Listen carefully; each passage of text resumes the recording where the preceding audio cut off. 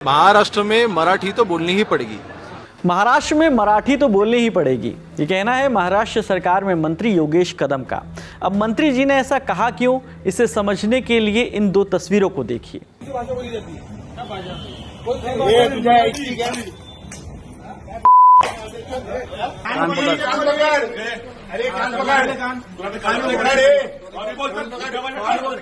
ये दोनों मामले महाराष्ट्र के हैं और इनमें एक चीज़ कॉमन है, वो ये कि मराठी भाषा ना बोलने पर इन दोनों के साथ मारपीट की गई। पहली घटना 28 जून की है। यहाँ राज ठाकरे की पार्टी महाराष्ट्र नवनिर्माण सेना यानी मनसे के कार्यकर्ताओं ने एक दुकान में घुसकर दुकान मालिक को सिर्फ इसलिए पीट दिया क्योंकि उसने मराठी में बात करने से इनकार कर दिया था। दुकानदार गुजराती था, उसने मनसे के कार्यकर्ताओं से सिर्फ इतना पूछा कि मराठी बोलना ज़रूरी है क्या। इसके जवाब में कार्यकर्ताओं ने कहा कि ये महाराष्ट्र है, इसलिए यहाँ मराठी बोलना ज़रूरी है। कार्यकर्ताओं ने दुकानदार से पूछा कि महाराष्ट्र में कौन सी भाषा बोली जाती है। इस पर दुकानदार ने कहा कि सभी भाषाएं। बस इस जवाब पर एक कार्यकर्ता ने उसे थप्पड़ जड़ दिया और फिर वहाँ खड़े बाकी कार्यकर्ता भी उसे थप्पड़ मारने लगते हैं। महाराष्ट्र में कौन सी भाषा बोली जाती है?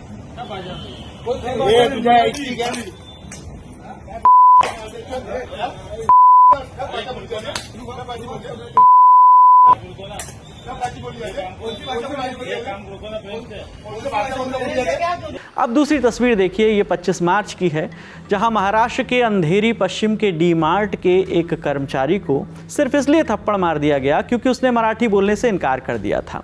डी मार्ट के कर्मचारी ने एक ग्राहक से कहा कि मैं मराठी में बात नहीं करूंगा, हिंदी में बात करूंगा।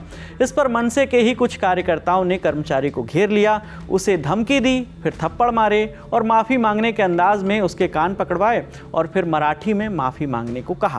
कान पकड़, कान पकड़, सॉरी बोल, सॉरी बोल, मराठी माणसाची मी माफी मागतो बोल। राज साहेबांची मी माफी मागतो। राज ठाकरे साहेबांची बोल, मी माफी मागतो। इससे पहले भी महाराष्ट्र में कभी अंग्रेजी में लगे पोस्टर्स फाड़ देना, हिंदी बोलने पर मारपीट करना, तो कभी अंग्रेजी में एक्सक्यूज़ मी बोलने पर महिलाओं के हाथ मरोड़ने जैसी घटनाएं लगातार आती रही हैं। मराठी बोलने को लेकर मनसे के कार्यकर्ता अक्सर लोगों से मारपीट करते हैं क्योंकि उनकी पार्टी के सर्वे सर्वा राज ठाकरे भी अपने कार्यकर्ताओं से ऐसा करने की हिंसक अपील करते रहे हैं। मार्च में राज ठाकरे ने मुंबई के शिवाजी पार्क में अपनी पार्टी के कार्यकर्ताओं को संबोधित करते हुए कहा था कि अगर कोई मराठी बोलने से इनकार करता है तो उसे थप्पड़ मारने से ना चूके। और इसके बाद लगातार जो मामले आ रहे हैं वो हमने देखे ही हैं। करीब 5 महीने पहले तो महाराष्ट्र सरकार के दफ्तरों में संवाद के लिए मराठी अनिवार्य करने के निर्देश तक दे दिए गए थे। वहीं महाराष्ट्र सरकार ने भी 4 दिन पहले यानी 29 जून को अपना ही जारी किया हुआ आदेश रद्द कर दिया। 16 और 17 अप्रैल को दरअसल सरकार ने क्लास 1 से और 5वीं तक तीसरी भाषा के तौर पर हिंदी को कंपलसरी करने का आदेश दिया था, लेकिन फिर सरकार ने उस आदेश को रद्द कर दिया। नेताओं ने कहा कि हिंदी थोपने की कोशिश विफल हो गई। अब महाराष्ट्र सरकार में मंत्री योगेश कदम ने मराठी भाषा ना बोलने वालों पर एक बयान दिया है। मंत्री जी ने कहा है कि महाराष्ट्र में मराठी तो बोलना ही पड़ेगा, अगर मराठी नहीं आती तो ये एटीट्यूड नहीं चलेगा। महाराष्ट्र में मराठी तो बोलनी ही पड़ेगी। अगर मराठी नहीं आती है तो आपका ये एटीट्यूड नहीं चलेगा कि हम मराठी बोलेंगे नहीं। हम कोशिश करेंगे ऐसा वो एक बता सकते हैं, बोल सकते हैं। तो मेरे ख्याल से देखिए, हमें किसी और लैंग्वेज का अपमान हमें करना नहीं है, लेकिन मराठी में अगर कोई महाराष्ट्र में कोई मराठी को डिसरिस्पेक्ट करता है तो बिल्कुल वहाँ पे हमारे कायदा हम लागू करेंगे, उस पर कार्रवाई करेंगे।